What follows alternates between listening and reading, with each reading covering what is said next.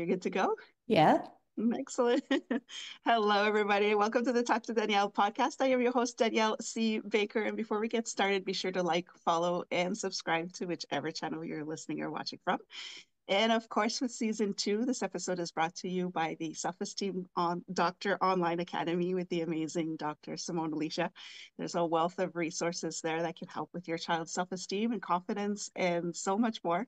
So I'll leave the link in the description for you to have a look at that. I highly recommend it. There's a lot of good stuff down there.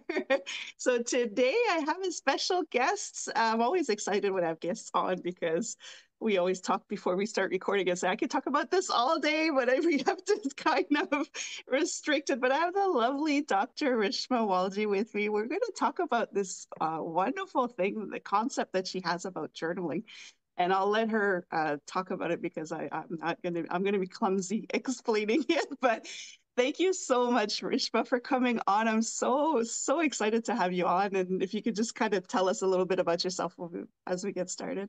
Yeah, for sure. Thanks so much for having me. My background is in naturopathic medicine. I spent 20 years in clinical practice. I have a PhD, all the science stuff, but I'm a mom and I'm a human being and I make mistakes. And that's why I'm here to be honest about how life happens, especially when you're a parent, but even as a partner, as a daughter, all the different roles that we play in life. And so I sort of merge my science background with my real life hot mess background, and try to help people sort of figure out themselves the way that I'm trying to figure myself out as well. Oh, that's amazing. I love how you said that because yes, it's funny how when we're in work mode, we're just solid. But once we get home, it's just yes, I don't it's not quite the same, but I love it. We kind of met and I love how we met actually. It was just kind of organic, but you're talking about uh, this thing that the journal that you've come up with, this style of journaling, I should say. I'm looking for my words today. So can you kind of share the idea? Because I just loved it as a parent to have that tool. If you could share kind of the idea behind that journaling style. Yeah, And then for sure. we'll go through the science afterwards, but just the Yeah. general idea, yeah. Maybe first I'll tell you how it actually started because as we talked about, we can get into later, but I'm not a journaler. It's not something that I do naturally. What happened was, have you ever walked through your house and there's like a bunch of Legos all over and you accidentally step on it and then you want to just scream and swear? And then I don't know if it happens to you, but you get this idea in your mind where you're like, I just want to throw out every single toy in my house and just, clean up everything. Something like that similar happened to me, except that it wasn't Legos. It was shoes that were sort of thrown all over the floor. I tripped and I wasn't hurt or anything, but instead of swearing in pain, I yelled at my kids. I was mad that they had made a mess and it was not my finest moment, but I think it's, just an honest sort of thing that happens. I was really, really stressed. We all, if you've been a parent, this has happened to you many, many times, I'm sure.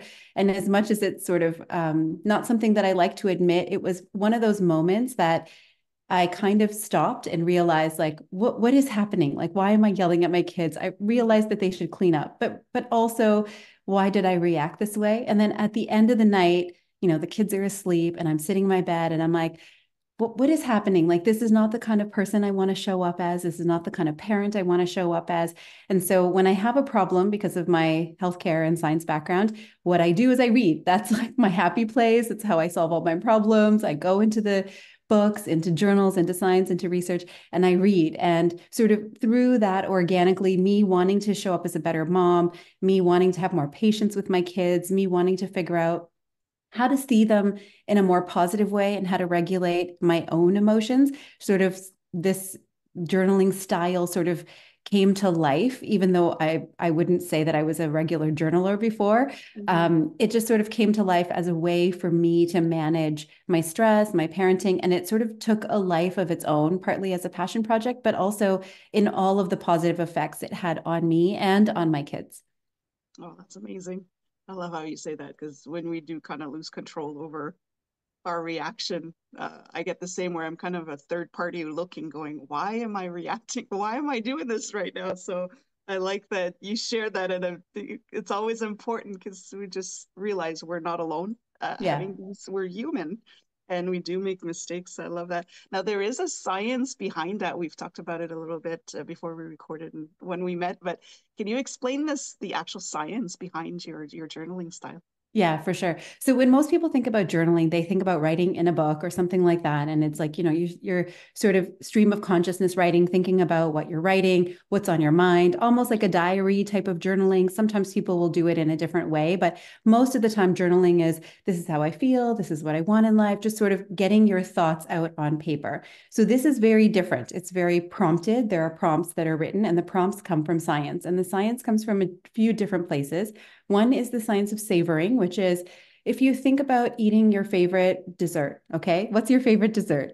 Oh, I have a lot, but I'll go with cake. Let's go with Okay, chocolate cake. cake. Yeah. Love it. Okay, so let's say you're eating your favorite cake and it's sitting there on your plate and you're like, I just want this cake to last as long as possible. And you take a bite. What do you do if you want to really optimize that experience? You eat it slowly, you let it melt in your mouth, you like turn off all your distractions and you just really focus on the cake and you think about like the icing in your on your tongue, right? This is called savoring. And we do this in many ways. Like even if for me, if I go for a massage, I'm like, oh, I just want to relax and, make sure my muscles are relaxed and really enjoy this experience. So apparently you can also savor relationships. So this is what I found out when I was working through the research is that you can savor your relationships. And if you are a parent or even just, in a partnership, we tend to take for granted all of the good things. And instead we're like, you didn't clean up your room. You did, you did this, you did whatever. Even with our partners, sometimes my husband and I are like roommates. We're like, okay, you get this and I'll do this. And you kind of forget why you fell in love, right? So Right. the idea around savoring is to really focus on those positive connection moments, specifically the connection moments to help your relationship, help you bond.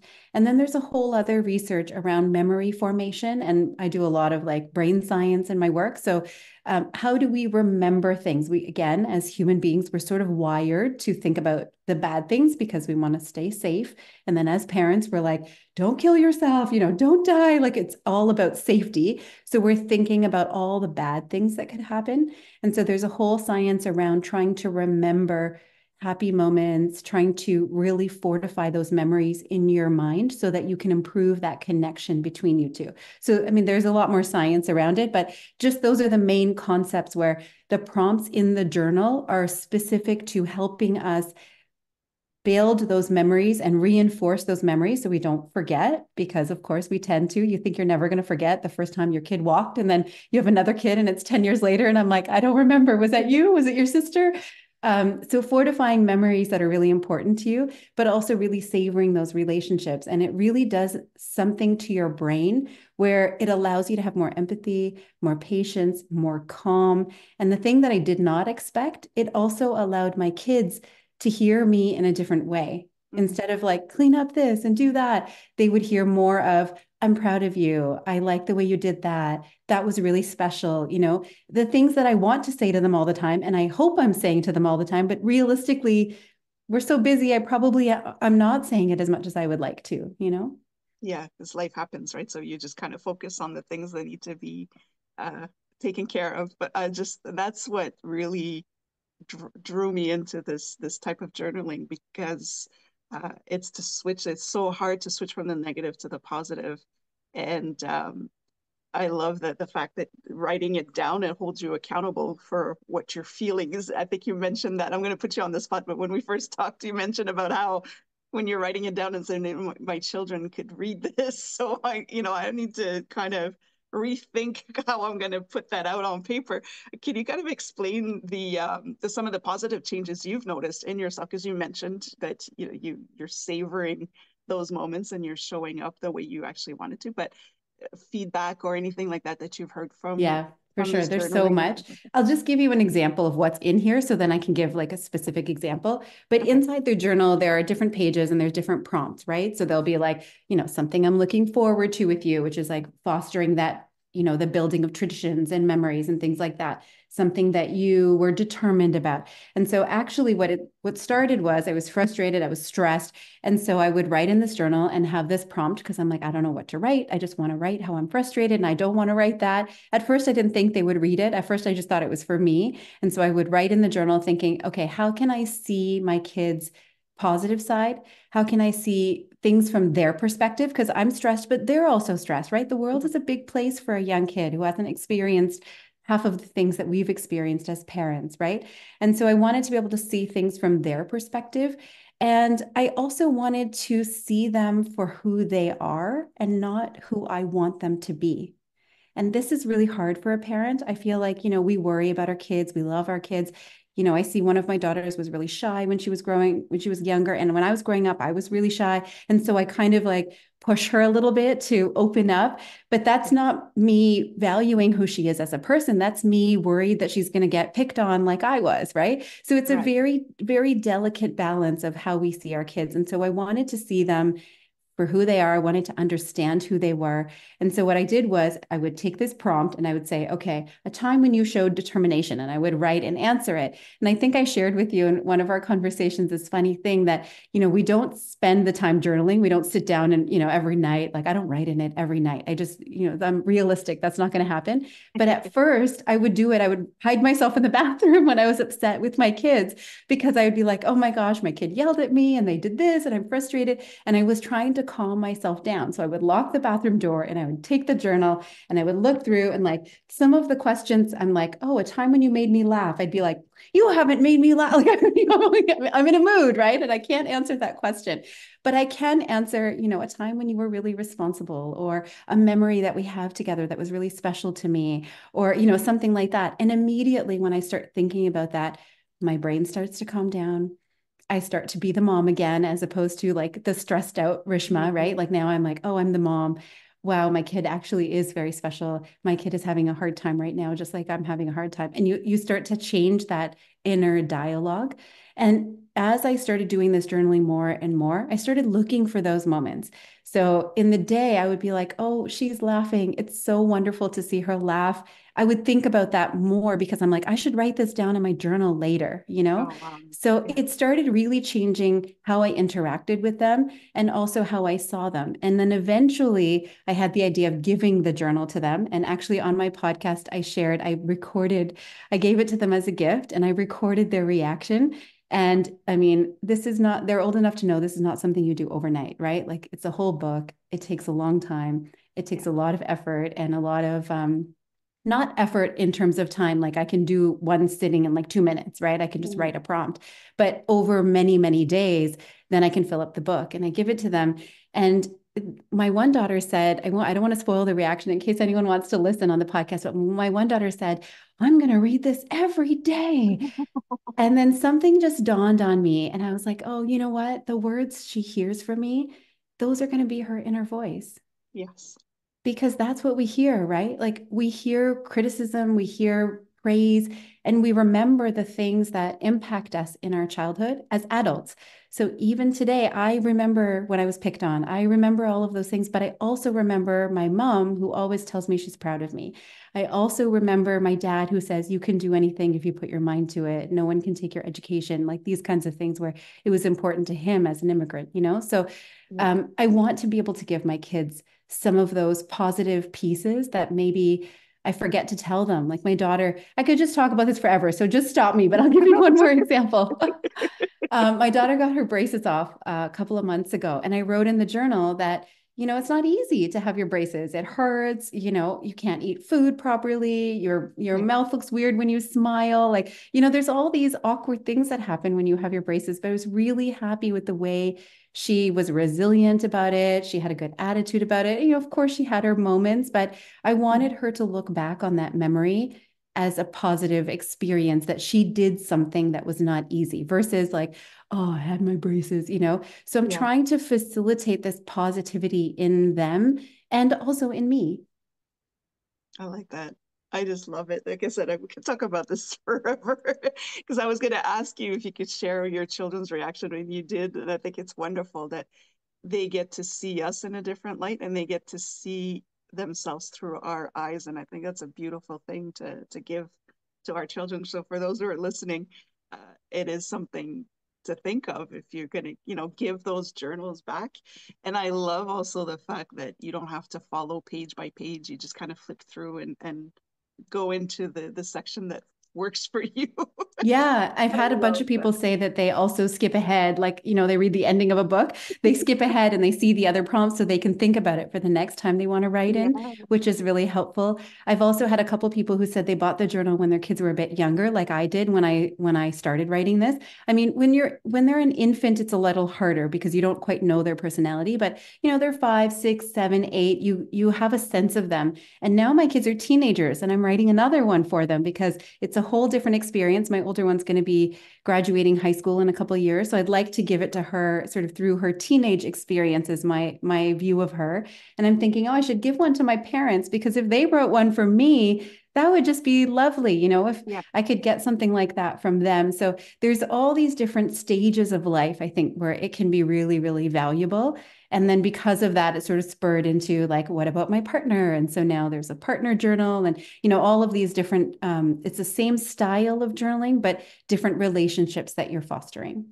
Yes, that's what I like. It's transferable to Yeah. anywhere. You could even work at it with your coworkers and anything else. That's just I love it. I could talk, like I said, I could talk about it forever. But we had mentioned we talked quite a bit about how I myself I don't naturally journal. It doesn't come naturally to me. So, and I know there's quite a few, you were the same, there's quite a few people out there.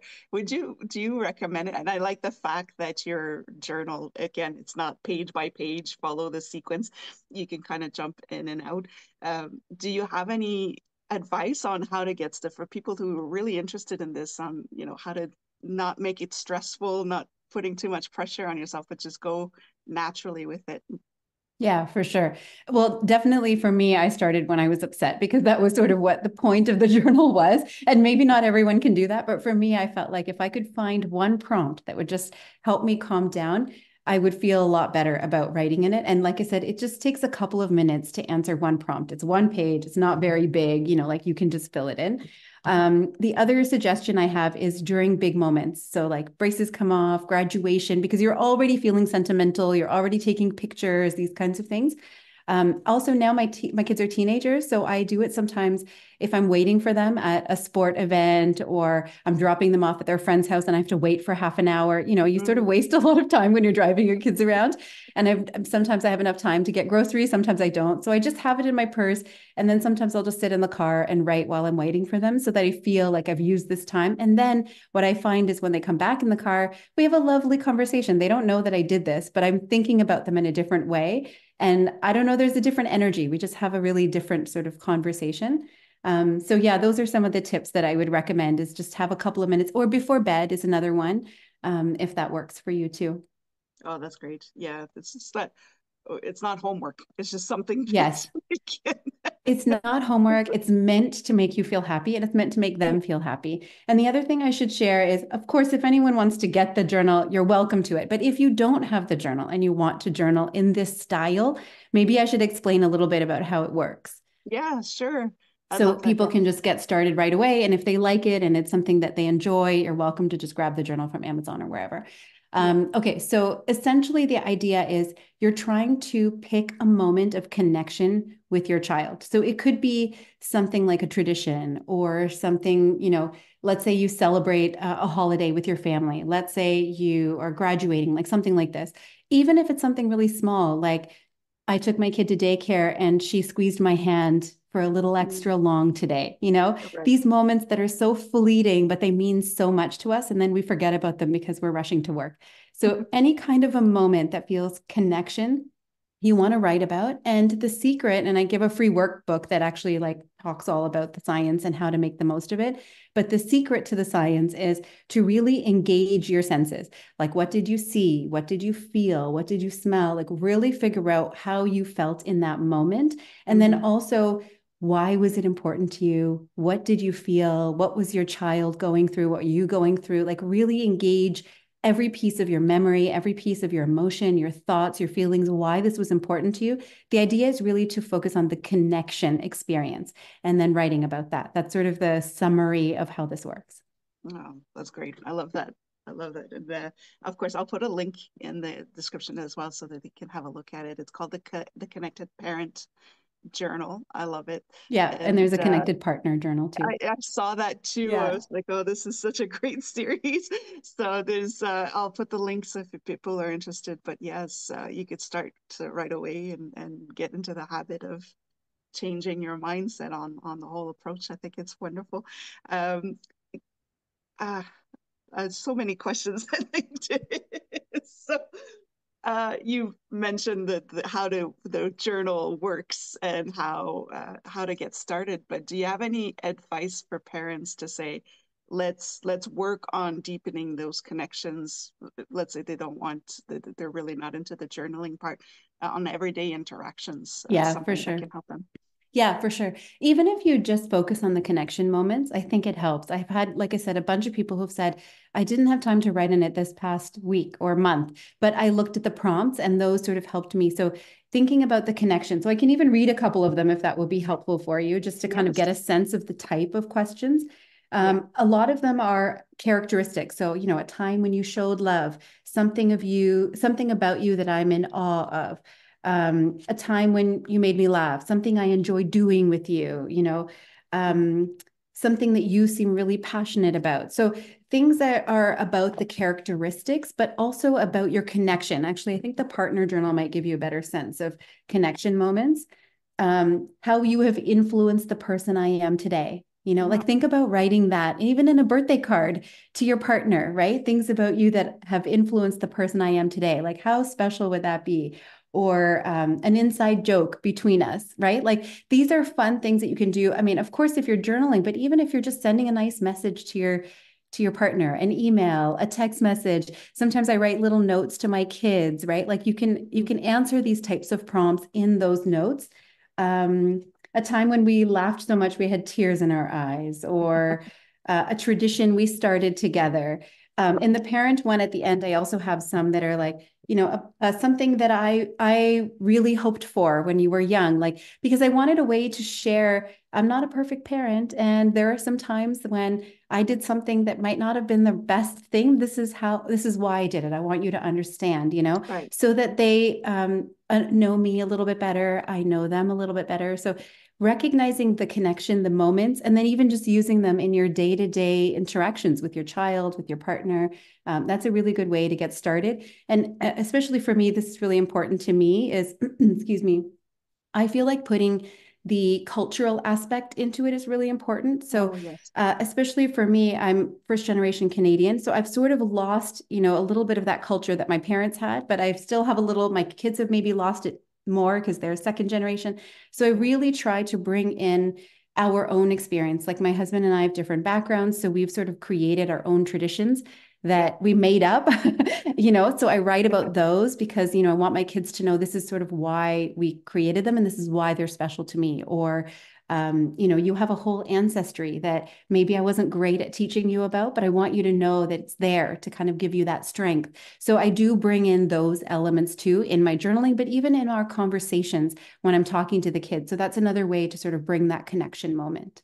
Oh, I really like that because it is important. And you're right, it's something that does get lost, or you're not quite sure what you're bringing in when you, because Yes. I'm also from a multicultural family. So it's just what values are we bringing in, which tradition are realistic for us, and which ones are important to us. So yes, it's great to have that in there as well. So they have a bit of a background on who they are and where they come from. I Yeah. think it's wonderful.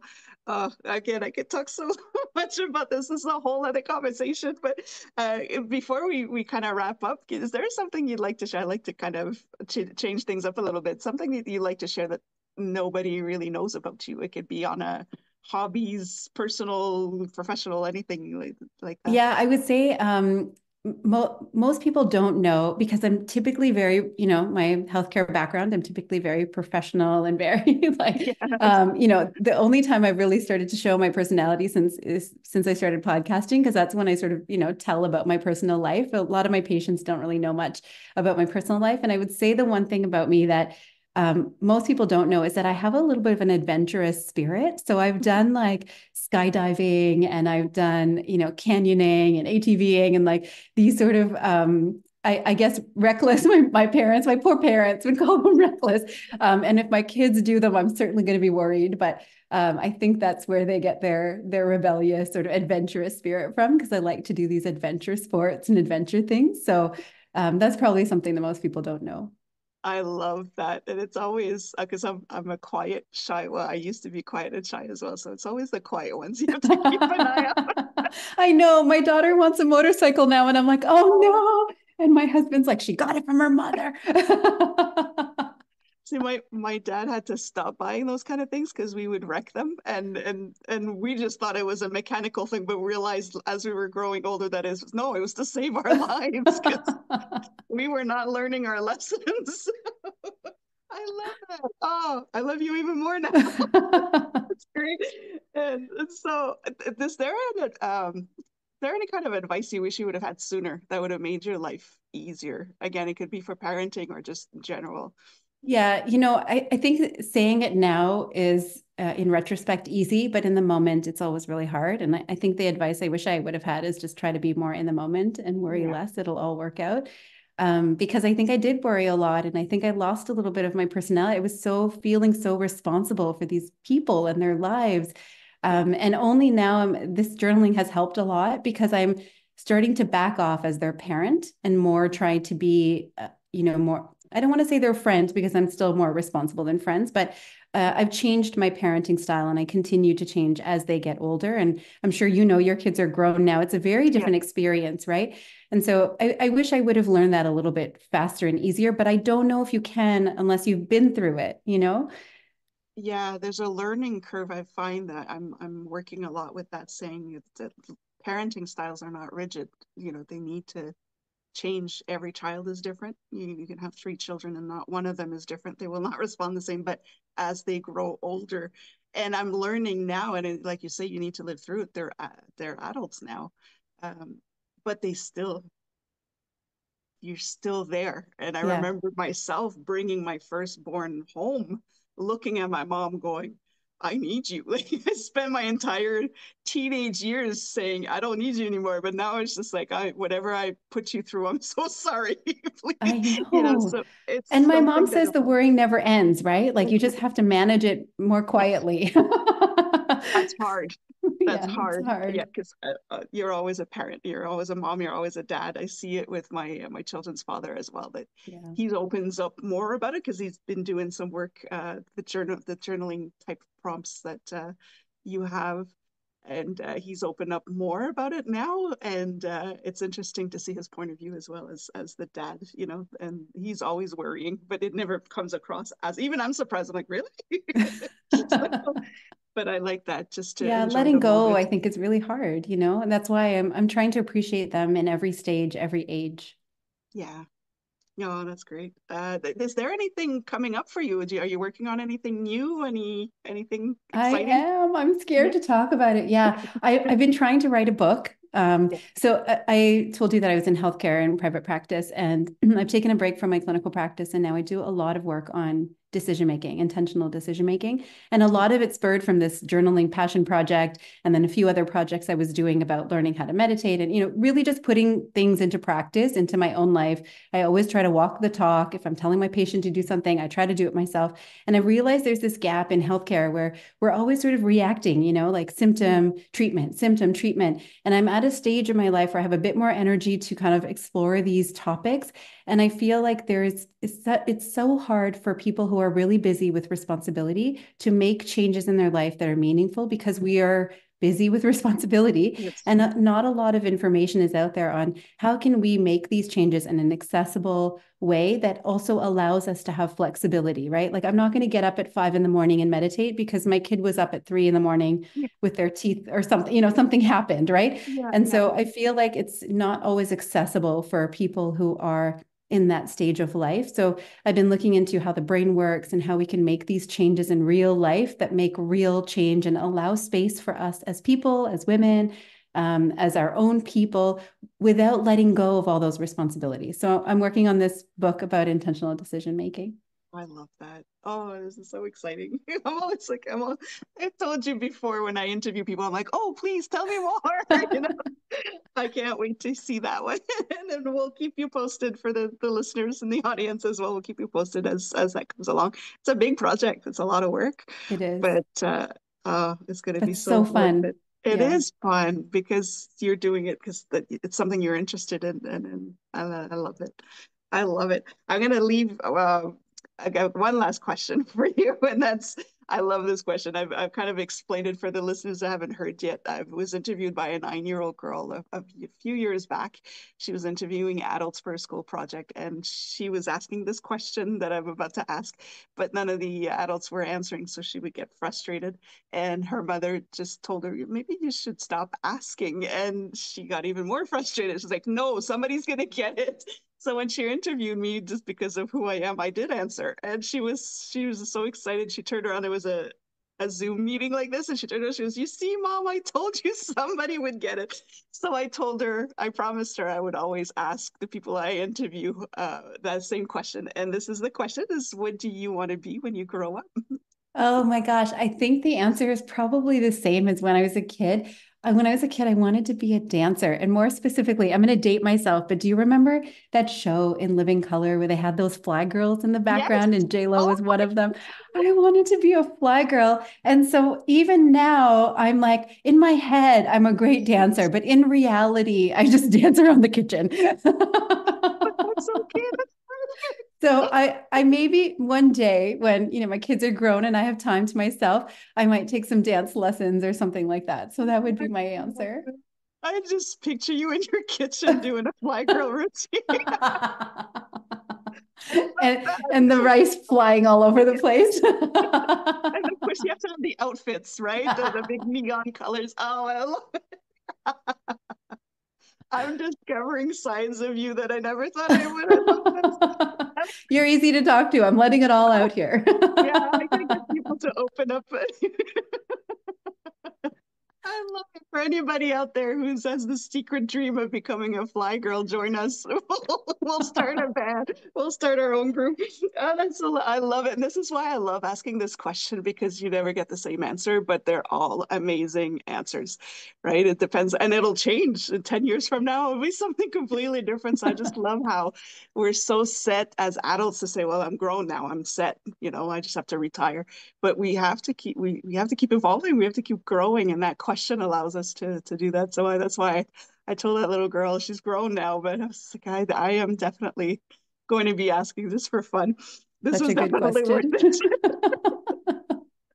Now, again, how can people reach you, follow you, get more information on your? I will put all the links in the description, but more information on your journal and the work that you do. Yeah, for sure. Thank you. Most of the stuff is on my website, livingxo.com. I also have a free gift if anyone wants to start sort of thinking about this in a different way. It's a free gratitude challenge. So it's about gratitude. It's a little bit more open in terms of like it could be about your partner, it could be about your child, it could be about life in general. So it's a little bit more open. So there's a gratitude challenge on my website, livingxo.com/gratitude. I've got my podcast, it's on the website. So the website is really the best way to connect with me. And it's again, livingxo.com. Perfect. I'll put the link in there, and don't forget to check out as well the Connected Parent Journal on Amazon to get a copy. I think it's Yeah. And you amazing. can get the link on the website too. Yes, Again, it's livingxo.com and then it's /shop. /shop. Yes, Yeah. there's quite a few. I was when I was looking at the website, I'm like, oh, I like every single thing that's on there. I love it. Thank Uh, you. Thank you so much for joining us today, Rishma. It was such a great. Again, I could talk to you all week if I could, and then I'd love to have you back on when your book is coming up if you have other Likewise. things Thank coming you. I up. hope it was helpful for people who But are listening. thank you so much for sharing that with us, and for everybody watching or listening. Don't forget to like, follow, and subscribe to whichever channel you're listening and watching from. Don't forget to check out Rishma's website as well to get all that wonderful information. And until next time, stay safe, stay awesome, and we'll talk soon.